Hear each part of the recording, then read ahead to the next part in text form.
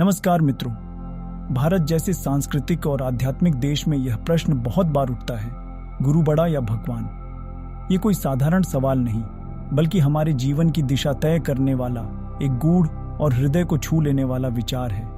इस सवाल में केवल तुलना नहीं छुपी, बल्कि यह हमारी सोच, हमारे विश्वास और हमारे आत्मिक विकास से गहराई से जुड़ा हुआ है।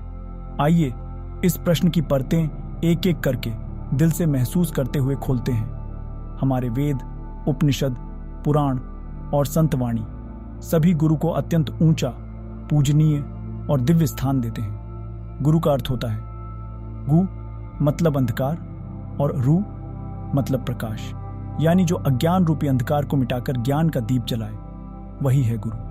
कबीरदास जी ने वो अमर दोहा रचा जिसे पढ़कर हर संवेदनशील मन भीतर से झंझना उठता है। गुरु गोविंद दोऊ खड़े काके लागू पाए, बलिहारी गुरु आपने गोविंद दियो बताए। ये दोहा केवल शब्द नहीं, एक अनुभूति है।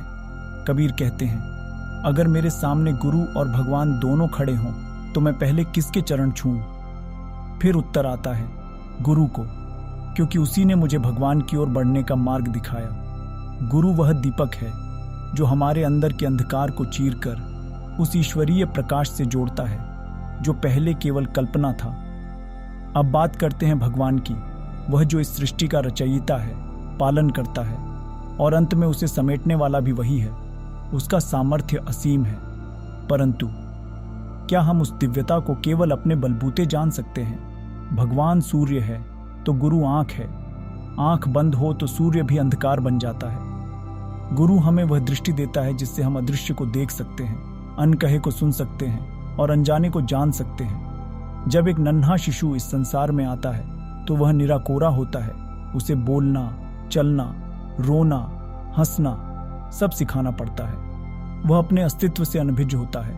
ऐसे में माता पिता, शिक्षक और समाज मिलकर उसकी कच्ची मिट्टी को आकार देते हैं। आध्यात्मिक यात्रा में यह भूमिका गुरु निभाता है। वह पूछता है, तू कौन है, क्यों आया है, तेरा उद्देश्य क्या है? और यह प्रश्न सुनकर आत्मा भीतर तक कांप उठती है। उस कांप में जो मौन उतरता है वही आत्मज्ञान की शुरुआत होती है। भगवान श्री राम, जिनका जीवन धर्म और मर्यादा की मिसाल है, उन्होंने भी वशिष्ठ आर्ष को गुरु माना। श्री कृष्ण, जो साक्षात नारायण माने जाते हैं, उन्होंने संदीपनी मुनि से शिक्षा ली। एकलव्य, जिसने केवल मन से द्रोणाचार्य को गुरु माना, उस भक्ति से धनुर्विद्या में महानता प्राप्त की। ये घटनाएं कहती हैं, भगवान भी गुरु के बिना अधूरे हैं। ये केवल प्रसंग नहीं, ये हमारे विश्वास की नींव है। हमारा जीवन भावनाओं, भ्रमों और कमजोरियों से भरा होता है। मोह, माया, ईर्ष्या, भय, क्रोध, ये सब हमें उस आत्मिक शक्ति से दूर कर देते हैं जो हमारे भीतर ही है। गुरु इन अंधेरे गलियारों में दीपक लेकर आता है। वह हमें हमारी ही आंखों से परिचित कराता है। गुरु केवल सिखाता नहीं, वो जगह देता है। वो कहता है, देख, तू छोटा नहीं है, तू वही है जो तू भगवान में ढूंढ रहा है। तू वही है जिसे तू बाहर खोज रहा है।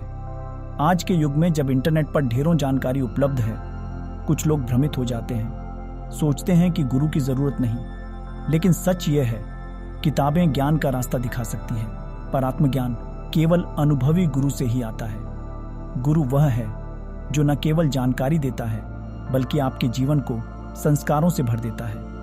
वह आपकी आत्मा को उस शांति और शक्ति से जोड़ता है जिससे सारा जीवन महकने लगता है। गुरु समझाता है कि भगवान कोई दूर बैठे राजा नहीं, बल्कि वही चेतना है जो तुम्हारे भीतर हर पल धड़क रही है।